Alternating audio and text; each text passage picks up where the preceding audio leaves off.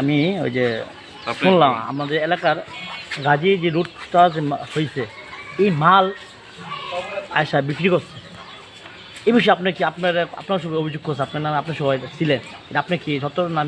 আমার নামে যদি কোনো অভিযোগ করে থাকে এটা ভুল। আচ্ছা আচ্ছা হ্যাঁ 2 দিন আগে হ্যাঁ লগে কন্ট্যাক্ট হয়েছে, আচ্ছা। কন্ট্যাক্ট হওয়ার পরে হ্যাসলা টাকা পয়সা নিয়ে হ্যাঁ লগে জ্ঞান কার সাথে কন্ট্যাক্ট হয়েছে নামটি বললেন? হ্যাঁ ওকার সাথে কন্ট্যাক্ট হয়েছে, আর এই যে মালটা বেচে হ্যাঁ সাথে কন্ট্যাক্ট। নাম কি? হ্যাঁ নাম হচ্ছে রফিকুল। বাসা করতে বলি। হ্যাঁ বাসা হয়েছে আপনার রূপগঞ্জ থানা। আচ্ছা আচ্ছা। হ্যাসলারা টাকা লেনদেন করছে, লেনদেন করার পরে হ্যাসলা পোকায় টাকা আটকাই দিচ্ছে, টাকা আটকে দেওয়ার পরে হ্যাঁ জানে টাকাটা কোথায় আটকাইছে? টাকাটা পোকার বাড়ির সামনে আটকাইছে। আচ্ছা আটকানোর পরে হ্যাসলা যেমন আর হালাউন দিই আমরা, আচ্ছা এই যে এইটা হচ্ছে 26 গগর আচ্ছা পার্শ্ববর্তী আমাকে মামাতো বোন হ্যাসলা আইসি ভাই আমার টাকা আটকাই দিছে। কি টাকা আটকাইছে? তো আমি মাল বেচছি, মালের টাকা আমার আটকাই দিছে। কয় টাকা এটা?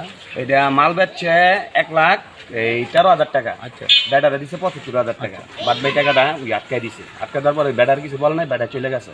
আমরা আবার পোকারা বলছি, বলার পরে আমি কি আপনাকে টাকাটা আটকাই দিলেন, আপনাকে মাল বেচা কিনি করছেন আপনারা, আমরা আর হালাউন দিই, আর হালা হয়ে গেছে আমিও গেছি।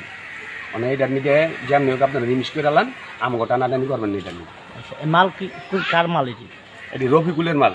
এটা কি গাজীর কোম্পানি? গাজীর নাকি এটা আমি সঠিক করতে পারতাম না। আচ্ছা আচ্ছা, এটা গাজীর ভাই কোথায় আনছে না আনছে এটা আমি করতে পারতাম না। আচ্ছা ঠিক আছে, ঠিক, ধন্যবাদ ভাই।